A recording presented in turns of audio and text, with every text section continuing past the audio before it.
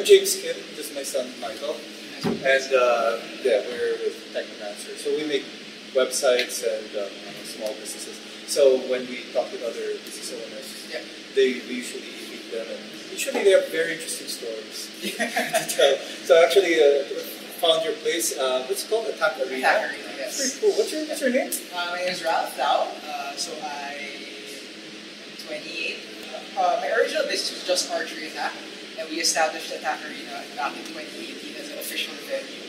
But in our core business is that we do events, whether it's for team building, birthday parties, anything sort of either celebrates an occasion or creates an event. And our goal moving forward is basically be an entertainment, wellness, and fitness kind of company where we do a bunch of different things, create different kind of experience, whether it's for like employee engagement or just for your social circle and celebration. We had videos actually of our Attack Arena. Just using the archery. It was a lot of fun. There's some dispute about the fairness of the teams, but yeah, we'll let it stand for now. You can always make regular tournaments. Michael, what you had a question earlier? What, the membership? Yeah, you were asking. Well, technically, so the way the arena operates is we're a very open system. Basically, we're a space that's being shared by different brands, different businesses, different owners, let's just call it. So the gym is actually operated separately from Archery Attack. It's run by our friends at Fitness Playground. They run the court, but we share the space. Because our core belief of mine is like, there are very few businesses that run 24/7 or are actually able to hit 100% capacity. So you're wasting money by not letting that be used, right? Even if it's less income, it's started. Right? So instead of me trying to force my marketing, force sales to hit 100% of my capacity, it's like, let's find a business that's complementary, that works the same way that we do, but has a different target market, has different time segments for their peaks and lows, and ideally we complement each other and we both make a little bit more money or some save on those. Because the rent space is fixed. Exactly. Actually, like how you have a basketball court and bubble sports, and it's an archery, and then the downstairs you have an archery range, and it's shurikens and throwing knives, and it's a little, and I saw possible there. Yeah. And you also have what you call this? Airsoft range. I'll take pictures of that later. So, how many years have you guys been operating? Archery Attack started in 2016, but it was a fully mobile service.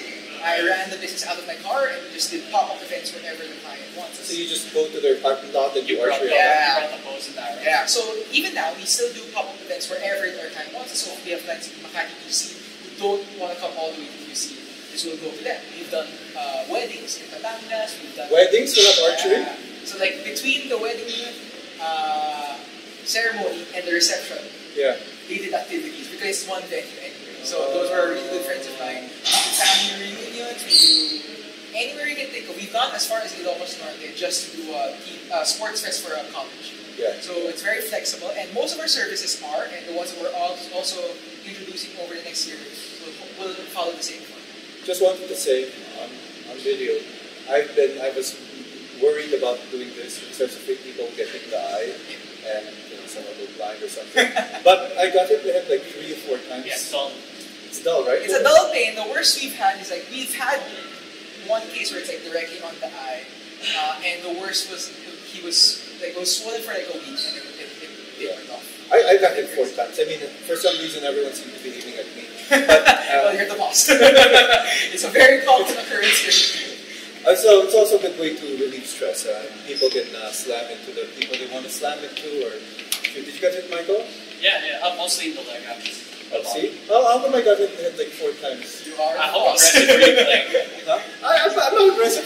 Like the very first when he said start, like 5 arrows went at me. I dodged 3 and I said, "Oh, I'm clear." And then one more. Did you see it? Yeah. It's very unfortunate, but bosses do get targeted with their activity because it's a very few times they're able to release their pent-up anger. At least they're honest. Yeah, exactly. But I can see this is a good team building event, and I think if you want to be fair to your coworkers, you should put yourself there also and let yourself get targeted. But this is a pretty good setup. Like, how do you set something like that? You have to buy so many bows and arrows, and is this over time? So Archery Attack is actually a brand from Australia. I'm technically the master franchise here in the Philippines, but only because when I first approached them back in 2015, is that they only had one other branch, and it was co-owned by their family, and they had no idea about franchising anywhere. So I got lucky because they gave me Chris, who runs the global brand. Basically, just gave it to me because he didn't know what to do anyway. So I bought the equipment. Basically, they gave me master franchising for the country. I was supposed to roll out more franchises when the pandemic happened, so everything got stopped. But I was able to accumulate goals over the past 5 years now. And the great thing about our equipment is because we actually had a couple of copycat brands trying to do it here in the Philippines. They all shuttered because they had accidents, they had problems in operating. But because our equipment is proprietary to us or to the global brand, we're very confident in our safety. So your arrows where I was hit 5 times, if it was the other imitation equipment, that would probably be bleeding. You might have cuts or bruises. They use steel in their arrows, which is real weird. They use steel, so one of them used only a steel connector, and it was plastic and fiberglass the rest, which is fine. But they didn't, ours, kasi our arrows are molded. Once you break our arrowhead, we can't replace it anymore. It's part of the cost of doing business, but it's a safety precaution on our part, because we are like... Like if it's broken, you shouldn't even bother repairing it. Yeah, but for us, because even if it breaks and hits someone, it's safe. For the other guys, if the tip comes off, there's a metal end, then someone got stabbed. So they close. Not our problem. So stuff like that. So so you own the archery thing. Yes. The Bubble Sports also. And I see it says it actually has a Australian domain name on it. Yeah. And how about the archery range? The archery, so before the pandemic, it was a CrossFit gym that we do regular stuff with as well up here on this level. But because of the pandemic, they had to shutter and they just said, okay, I think because of the limitations of the pandemic, let's just open a range because it's allowing less people. Like, because for Archery Attack, we do 6 people at a time. For that, if it's just 1 person, 2 people, or family come by, it's easier to manage. So we replaced that. And then over this pandemic as well, these guys who have a very close community of basketball players approached us and asked if they could set up the gym and the court. But the agreement with the gym is that they're kind of temporary, and because things are opening up again, we're reverting back to more of an event space, cafe board, games, stuff like that here. And then back in the summer, we also used to do kids classes for summer classes for taekwondo, martial arts, stuff like that. Maximizing using the same space, different hours. Very efficient. Very different hours. Ideally, I do have some personal trouble. My personal weakness is marketing. And that's something I'm trying to improve for this coming year as we try to relaunch a lot of our brands. You should get a website. So that's what I might consider coming out with that offer. I figure out how to do that. Some issues that is because we're part of the Australian brand. I might have to set up a separate only for the Attack Arena and not for Archery Attack. It's one of those weird things. Yeah. It's actually kind of troublesome because of branding and franchising. But I guess you get good equipment, so that's... I have zero issues with being part of this franchise. They really have no limitations on what I do.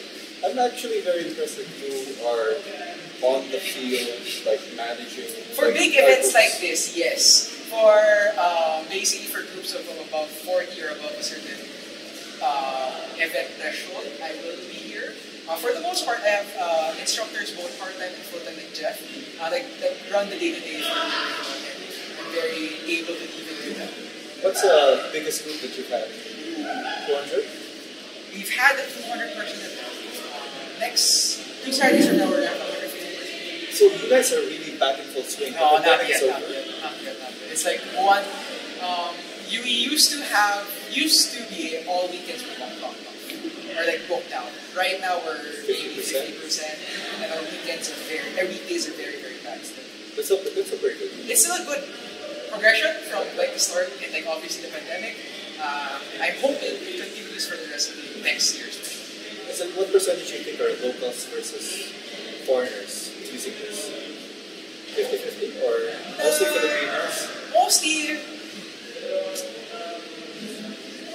if it's corporate sponsored, we get 50% like the big BPOs and then 50% SMEs, but are actually, strangely enough, run by foreign owners or some traders. So I think our SEO is very good and it hits those right demographics for that reason. And then for a lot of our outside events, like a lot of international schools are our clients or events there at their school. So it's very diverse, I would say. Depending on the month, I think it's also very timing based. There are some months where I've gotten like, oh, okay, all the schools want to do something, or like certain EOS industry wants to do something. Your SEO must be doing something because when we were looking for a team event, one of the people, one of our office admins, mentioned, hey, how about archery? And then, so the funny thing, or an issue, a very big, both good and bad issue I have is in terms of customer education. People assume when they first look at us is that we're the traditional archery, plain shoe. Yeah. And then it's a bit of an explanation that we're not that. But we do have that too. It's a bit of that, and because archery is in our name, it's a big advantage compared to all of the other guys locally who are traditional ranges but don't use archery. I'll show you something. What you can do is you put on your website or like a video of people just shooting each other out. Because the website right now, I guess from Australia, doesn't show a good like archery. Yeah, it's an information page more than anything. Because in our experience as well, it's like most of our leads do come from social media more than direct website SEO.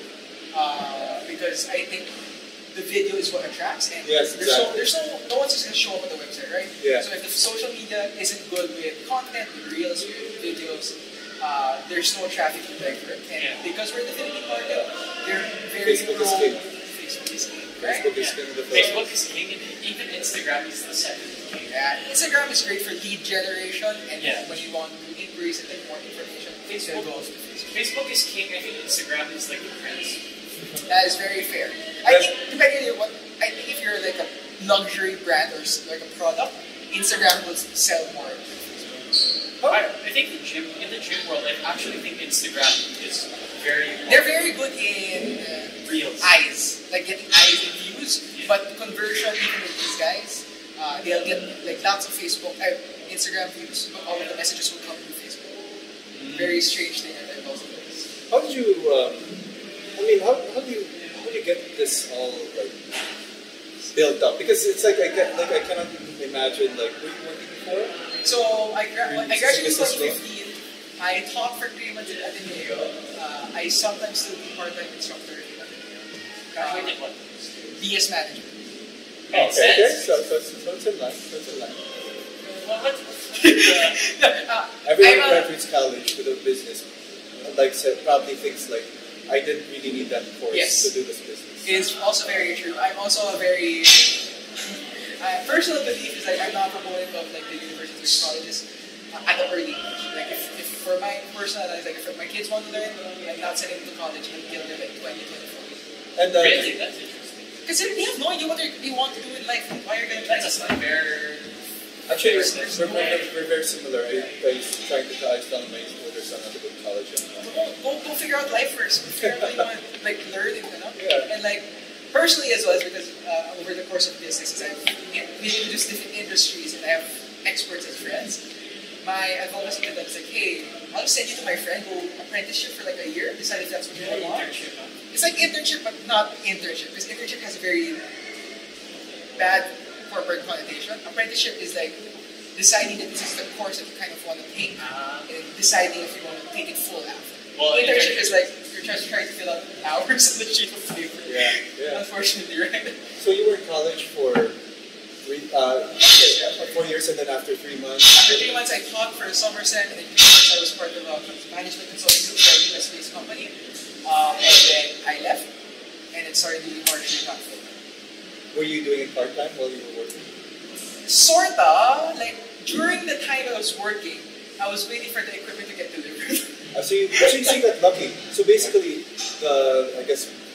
one of your secrets is you got lucky, found a franchise that was unknown. They